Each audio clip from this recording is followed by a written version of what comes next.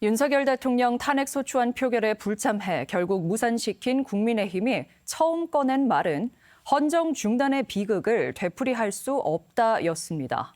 8년 전 박근혜 전 대통령 탄핵을 소환하면서 분열과 혼란을 언급했는데 과연 그랬을까요? 우리가 다 기억하는 것처럼 비선실세의 국정농단에 직면한 시민들이 대통령 탄핵을 통해 헌법을 수호하고 민주주의의 회복을 이뤄낸 역사적 사건이었습니다. 정자형 기자가 정리했습니다. 윤석열 대통령 탄핵소추안 폐기를 확인한 뒤 국민의힘 국회의원 일동은 표결 불참 이유를 설명했습니다. 8년 전 헌정사상 초유의 대통령 탄핵이 남긴 것은 대한민국의 극심한 분열과 혼란이었습니다. 2016년 최순실의 국정농단으로 박근혜 대통령이 탄핵돼 국민이 양쪽으로 갈라졌다고 평가한 겁니다. 탄핵은 과연 분열과 혼란만을 남겼을까? 전북에서 처음 정권 퇴진과 탄핵 요구가 나온 시점은 지난 2016년 10월. 분노에 찬 시민 300여 명이 전주 풍남문 광장에서 첫 촛불 집회를 가졌습니다.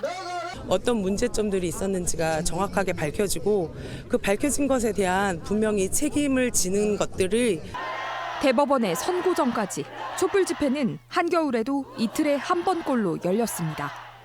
집회 참석을 못하면 가게나 자동차에 탄핵 문구를 붙이며 동참했습니다. 서울 같은 데 가서 같이 하고 싶은데 그런 시간이 없고 장사를 해야 되니까 이렇게라도 동참하고 싶어서 갔습니다. 분노는 국회의 탄핵안 가결로 정권 교체 갈망으로 변했고 이듬해 3월 대법원의 탄핵 선고 이후에는 정권 교체를 위해 전 사회가 논의를 모아갔습니다. 정상적인 국정 운영이 불가능한 대통령을 자리에서 내려오게 했다는 의미뿐 아니라 새로운 사회를 만들어보자는 계기가 됐던 것입니다. 실제로 박근혜 대통령 탄핵 당시 새누리당에선 전체 128표 중 탄핵 찬성표가 절반 가까이 나올 정도로 반성과 변화 의지를 보였습니다. 하지만 8년이 지난 지금 새누리당을 계승했다는 국민의힘은 정반대의 길을 가고 있습니다. 그 상흔은 아직도 우리 사회 곳곳에 깊게 남아 있습니다.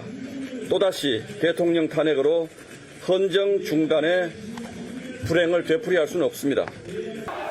국민에게 총구를 겨눈 계엄의 책임을 묻겠다는 탄핵이 과연 어느 세력에게 불행인지 국민의힘은 더 명확히 해명해야 할 것으로 보입니다.